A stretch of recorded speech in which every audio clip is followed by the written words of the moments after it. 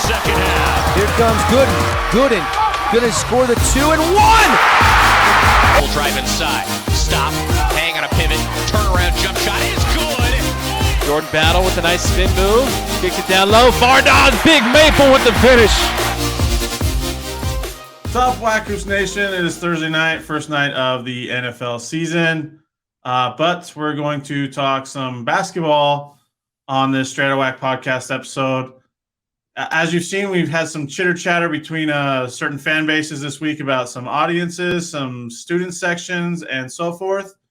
And with me today, I've got the New Mexico State broadcaster, Adam Young, my good friend, who busy weekend for you. I believe you guys have is the game at UTEP or is that Memorial Stadium this weekend? It is at UTEP, but we have a busy weekend of volleyball. So we're hosting UC Santa Barbara Friday and Saturday. So we have both of those matches on television. So it's a busy weekend. Football's not actually back home until the 24th of September, and then they play 4 straight home games. So it's kind of a home game. It's about as close as you get to a home game down the road in El Paso, and it should be a good one Saturday. Absolutely. Absolutely. Well, we've been chatting. We've been texting a little bit here, and, Greg Heyer picked up 2 more transfers. I don't know that everything's been official yet. They've put it out on Twitter on their own Twitter accounts that Kim Aiken has been, had committed to the Aggies. And I can't remember Mr. Beck's first name. You'll have to remind me. It's James Beck. James Beck from Miami of Ohio. We've talked a little bit about it, that kind of adds the size that they've been looking for in the paint, but you've been at practices, recently. What have you seen from this group? I know that, if we go by what Aggie fans are saying on Twitter, this is going to be a top 25 team by February, according to them. What do you think about this squad? I mean, yeah, what are your initial thoughts from the practices you've seen with the full group there? Not just guys that haven't been on campus, but now they've got their full group. I think Xavier Pinson's been practicing fully with them. So, from what you've seen so far as they've gotten going here early fall. Well, Kyle, I'll start with Beck. He's been really good, maybe even better than I expected. I'm not sure about the coaches or his teammates and what they feel, but from observing practice so far and just looking at Beck's history and his numbers in his past games at Miami of Ohio, he's been better than I thought coming in. I'm actually surprised he was available that late. He can really shoot the ball. He rebounds well. It seems like he fit in from day one, which is hard to do. You have a team that's pretty much established as far as them working out together for a long period of time. They went to the Bahamas together, and now you add somebody post-Bahamas in August, right before school starts.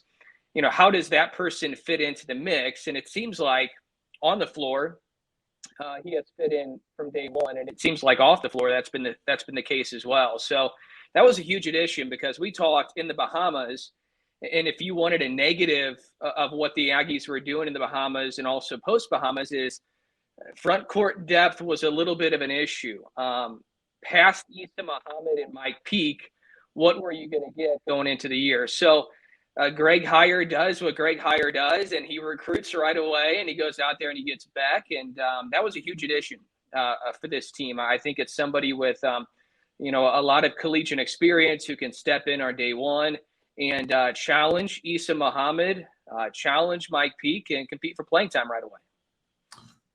Talk to me a little bit about it feels like there's like 100 guys on the roster for the Aggies right now. I know we saw the news about Bull Kerr come out the other day that he's going back to prep school.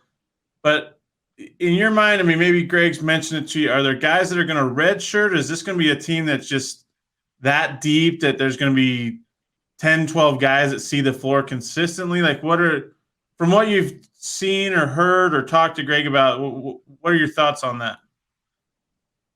Right now, it makes for really good practices. It is extremely competitive.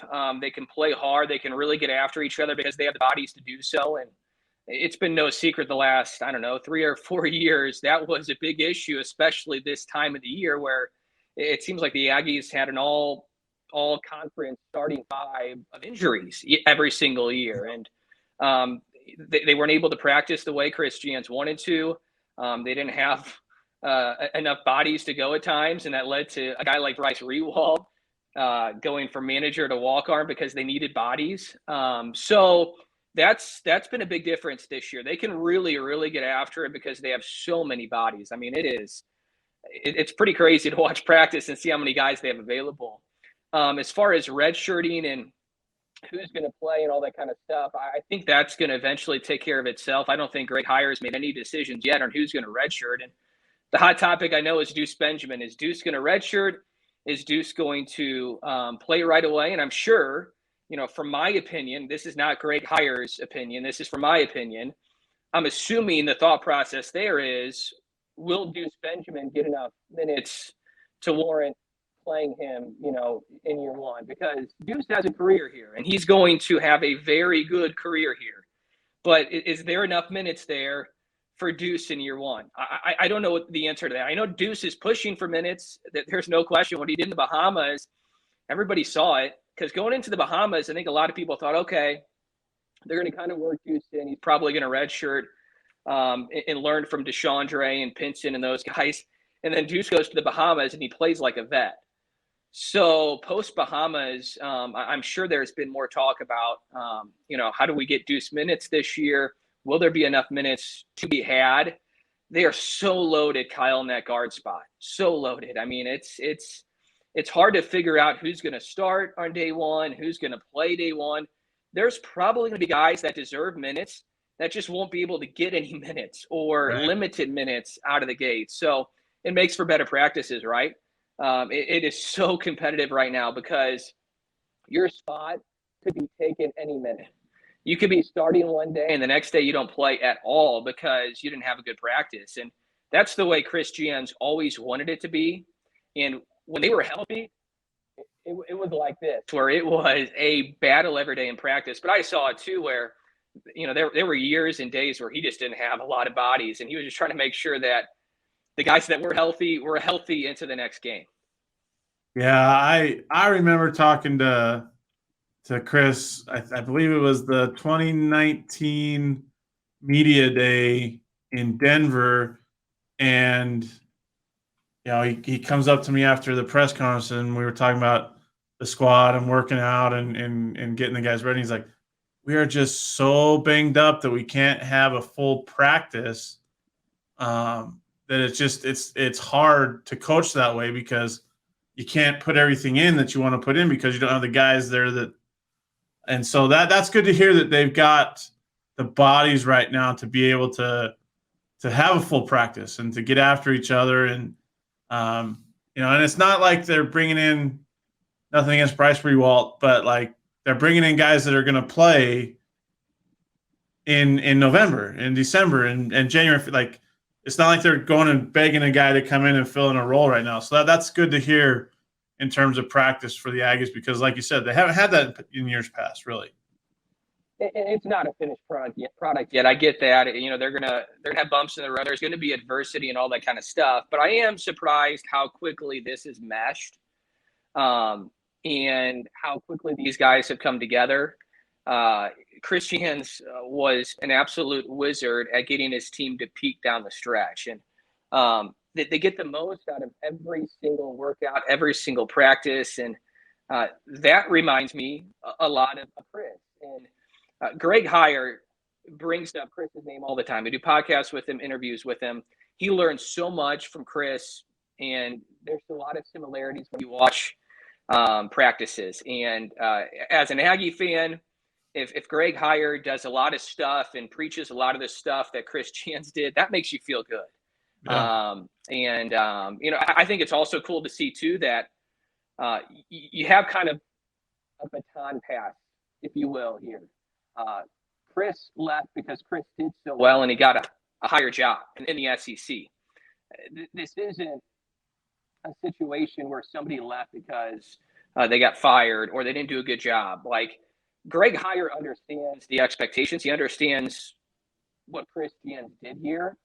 And it seems like it's been a really smooth transition, even though the roster has been kind of flipped a little bit because of the transfer portal and all the guys graduating and so on and so forth. So That's been cool to see. And I mean, it seemed like every single September and October here, people wanted to be so excited about basketball season, and they were, but the bad news about injuries always came out like right around this time. So knock on wood, hopefully, the guys stay healthy, and practices are grueling every single time they're out there. I mean, there's a high level of intensity. It feels like February or March. It really does. And I think a lot of that is because there are a lot of guys who should play right away, think they're going to play right away, and therefore they're competing for playing time every day. Let's go back to what you were saying about some guys that, may get some good minutes one night, but maybe they have a bad practice and they don't get any minutes the next night. Looking at the roster, looking at the guys that they have, I mean, like you said, the guard line is loaded. They brought in some front court help. I mean, is there gonna be enough, what's the word? Maybe offense to feed all the mouths that are going to be kind of need to be fed, I guess you could say. I think that's a big concern for a lot of Aggie fans right now. I get that, and I've heard that question a lot. And the way I would answer that is they have pass-first guards like DeShondre Washington, Xavier Pinson. Those guys look to get their teammates involved. DeShondre, I think, averaged around 6 or 7 assists per game a year ago. Like, he's a pass-first point guard. He's trying to get his teammates involved. This is going to be a totally different offensive deal this year for a number of reasons. They're going to press consistently. Therefore, they're going to get a lot of steals, which is going to lead to buckets from a variety of guys. We saw that in the Bahamas. Kyle Fight was the leading scorer, and Kyle can shoot the heck out of the basketball, but if you look at the rotation right now, he's not going to start. He's coming off the bench, but he averaged 19 a game in the Bahamas because he can really shoot, and he's got really good players around him who found him. I think it's going to be unique in this regard where you go from last year where Teddy Allen averages 20 a game.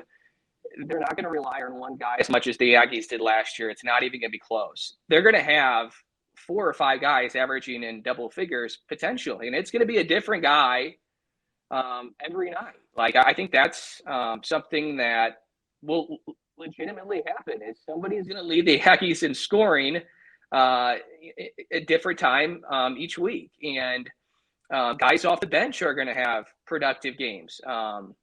So you can't try to stop one guy because there's so many weapons that can beat you. I think I looked at the scoring the other day from the Bahamas, and Mike Peake was down on the list. I think he averaged around 10 points per game, which everything was kind of bunched up. But Mike Peake has the ability to lead you in scoring this year. I think that's something that could legitimately happen, but you just don't know who it's going to be. So I get where that's coming from. They have so many guys that can score. So is one basketball enough? That's the question, right? Well, they do so much off their defense, especially their press. So there's so many weapons this year, Kyle, and it's fun to watch. But, a lot of their offense does come from their defense and their ability to have better athletes on the floor, typically, especially in league play this year. I think Aggie fans need to understand that. Like, I know they're talking about certain players could be player of the year or whatever.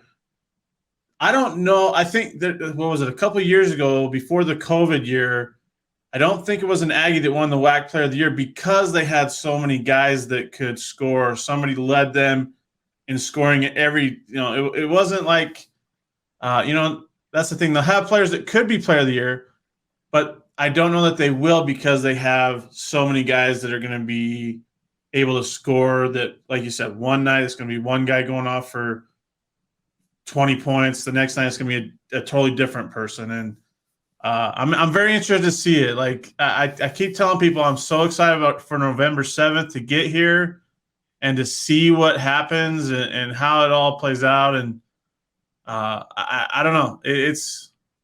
I'm looking at all these rosters, though, Adam, and I tell you what, the guard lines in this conference this year, like, it's going to be a battle every night. I feel like in this league with what teams have coming back and what they brought into their rosters. I mean, we could go into it all. I did it on Twitter today, put it out just 2 from each team. But it's going to be fun because the guard lines are loaded in this conference, and obviously New Mexico State, they're the same way. So it's going to be fun when it happens. Yeah, and I will say this too, Kyle. I remember when the Aggies were really deep a couple years ago. When they were healthy, they played around 12 or 13 guys. AJ Harris was there. Sean Buchanan, Trev Queen, that crew. I think Eli Chua was playing then too, and they were really, really deep. And I remember Chris Jans saying that year during the season and also after the season, the issue for them was you had guys not playing a lot of minutes that thought they should be playing more, and there just wasn't enough mouths to feed in minutes. So that could become a problem, right? Because you have 13 or 14 guys right now who think they're going to play 20 minutes a game. Well, that's just not realistic. So once games start up and guys see that they're not playing a lot of minutes, coaches always worry about that, right? I mean, how am I going to keep everybody happy? Chris Jans would always say after a game would get done, we'd get a big win, and then his thought process was, okay, who's not going to be happy because they didn't play a lot of minutes? And that could come into play this year, and I think Greg Hired understands that he's got 14, 15 guys who think they're going to play as we sit here in early September, and that's just not realistic. And as far as the WAC and the depth at guard, there are a lot of programs that have really good guard play. So maybe what separates the league this year from the top to the middle to the bottom is who has better front court play. And going back to early August with the Aggies in the Bahamas, that was a weakness. That was a big weakness. If Issa Muhammad gets in foul trouble, what do you do? And they addressed that post Bahamas. So that could be the separator this year in the conference is guard play is really good everywhere. Who has better front court play, and maybe who's a little deeper, who's better coached, and those types of things. Yeah, no, that's the benefit of those trips in the summer for teams to get that, to see maybe what they're missing, like what they need to fill in, like Greg did with bringing in the 2 front court players that he has, in late August here. I want to go back to that thing about having 12 or 15 guys that are expecting to get minutes real quick. How do you see Greg managing the roles, I guess you could say, where some of these guys come in, they're superstars. They know that they can play. They know that they could start anywhere else. But maybe now the role changes with who they're teamed up with. Do you see any issue there maybe? Or is Greg got them to buy in and say, hey, this is what we're doing. This is what we're working on achieving? Like, what just your overall thoughts on that situation? Yeah, I think the buy-in factor has been there for a while. That was one of the things that you could notice in the Bahamas is the players were bought in to what he wanted to get done. And even like an individual skill development. He has what's called basketball school and finishing school and shooting school and all these different things. And it's worked in the past. He sent so many guys to the NBA that you just have to trust him that, yeah, it might be hard during the summer and during the off season, but it's eventually going to make you better. And what has really helped too, you mentioned this, Kyle, is kind of that buy-in factor and trusting the process and trusting what he's teaching. He has 2 players who played for him at the JUCO level with Issa and Deshandre. And I've seen Deshandre in particular because he's pretty vocal. He's the point guard, and he knows what Greg Hirer wants. He's vocal with the other guy saying, hey, listen to coach, because what he says, everything he says will come true if you follow the process. Like, he's not asking you to do this just to ask you to do this. He's asking you to do this because he knows it works. And if you follow him and do what he says, ultimately it's going to pay off in the end. He told Deshandre last year, you're going to be one of the best players at the JUCO level. We're going to get you, a D1 offer. And sure enough, he was one of the best players at the JUCO level. Greg Hirer said before he got the Northwest Florida job, we're going to go win the national title. And what do? Just Yeah. follow the process. There is a blueprint there.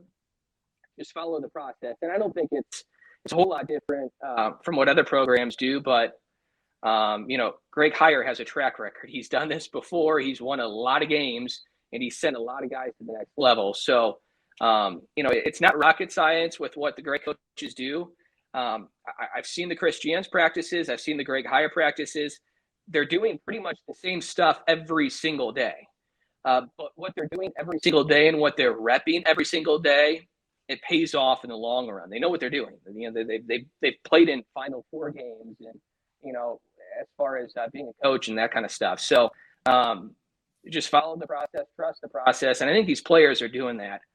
It's been cool to see. You flip a roster, and it's kind of like the JUCO deal that Greg had, where he flipped the roster last year at Northwest Florida. So he had a blueprint to do that. He did it a year ago, albeit at a lower level. But it's kind of trending in the same direction here. Nice. One last question for you, Cardinals. First place NL Central, 9.5 games up. They could pretty much sew it up, and I think 16's the. I don't know the magic number, but Cardinals going to make a run in the playoffs this year? Kyle, don't you usually have a Cubs flag behind you, or did we give up on that, or where did that go? I got the nice camera I'm using, but I would love to show you my wall of Cubs stuff. And let's not hate on the Cubs, okay? They have overachieved this year by far with what they got rid of last year.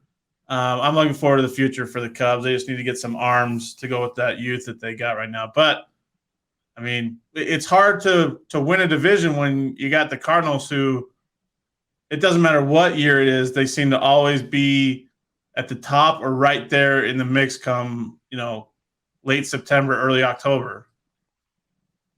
Yeah, this has been fun to watch, and the Pujols story is cool too. I remember watching Pujols, whenever he came to the big leagues. I think it was like 01 or 02, and I was in middle school. But, it's cool to watch. We'll see if they have enough to make a run in the postseason, but I'm following them close.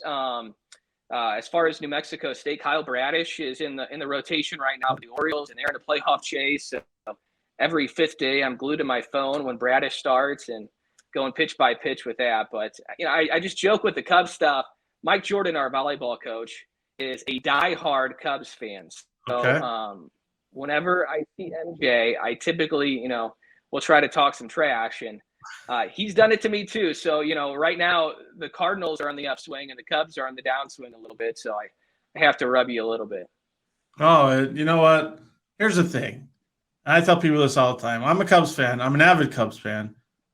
But I also respect what the Cardinals do, the culture that they have. It's one of those, like you mentioned before, blueprints of how to keep a winning organization, how to keep a fan base, loyal. They don't go out and they don't buy players to win a championship. They build from within, maybe add pieces here and there. I mean, you think about it, Yadier Molina's been there forever. Adam Wainwright's been there forever. Pujols left for a couple years. Now he's back and doing what he did when he was a Cardinal.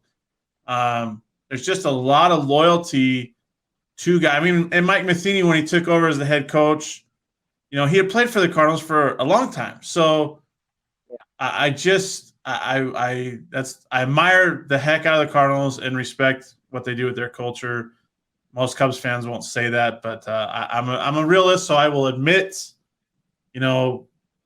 I can appreciate what they do. Let's put it that way.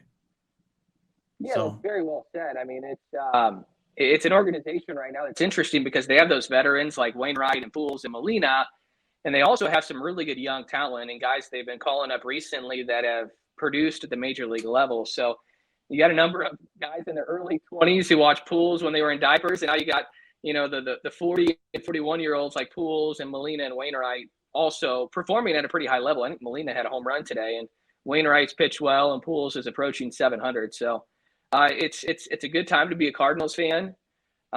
We are enjoying every single moment we have with Pujols, Wainwright, and Molina. Yep. And this could be a storybook ending. We'll see. Yeah, and you got Paul Goldschmidt, who's in the MVP discussion. Yeah. as well as Nolan Arenado, who is arguably the best third baseman in baseball right now. So